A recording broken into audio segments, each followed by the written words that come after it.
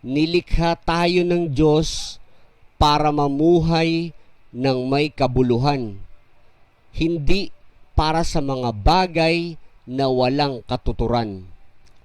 Ang pagsasabi ng katotohanan ay palaging kailangan, kahit na masaktan ang sino paman.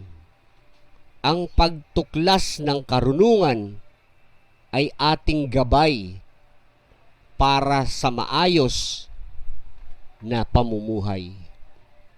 Ang tagumpay ay hindi batayan ng kaligayahan, ngunit ang kaligayahan ang batayan ng tagumpay.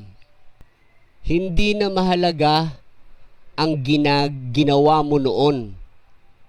Ang mahalaga ay ang ginagawa mo ngayon.